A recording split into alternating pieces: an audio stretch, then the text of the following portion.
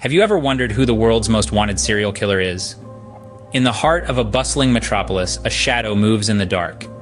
Known only as the Phantom, this enigmatic figure has been a chilling specter of terror, the world's most wanted serial killer. With a chilling precision, he targets individuals intricately linked to the criminal justice system, leaving behind a trail of cryptic messages at each crime scene. His signature? A riddle wrapped in an enigma, a puzzle that has sent investigators on a wild goose chase around the globe. And yet, he remains elusive, always one step ahead, his identity shrouded in mystery. This cunning game of cat and mouse has not only ignited a global manhunt, but also a sense of dread that pervades the city. As the body count rose, so did the fear, with the Phantom's ability to evade capture sending chills down the spine of the bustling metropolis. Detective Alex Harper, a seasoned investigator, found himself drawn into the twisted game of the Phantom. As an experienced detective, Harper had seen it all, but nothing quite like this.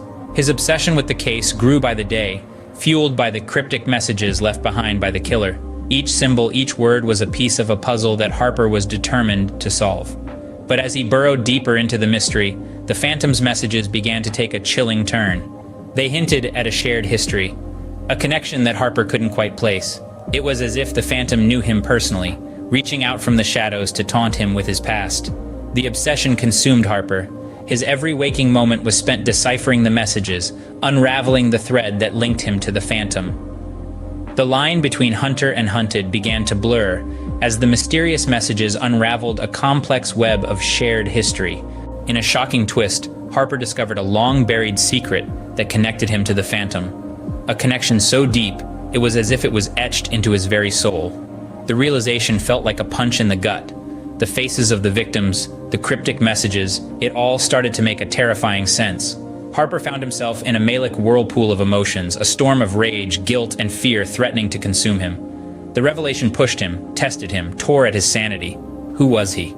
A detective sworn to uphold the law, or a man entwined with a monster? The confrontation was inevitable. Tension filled the air, thick and suffocating. Harper stood face to face with his worst nightmare, the embodiment of his darkest fears. But he didn't back down. He couldn't. He was towing the edge, pushed to his limits. The truth, when it came out, was more horrifying than any of Harper's darkest fears.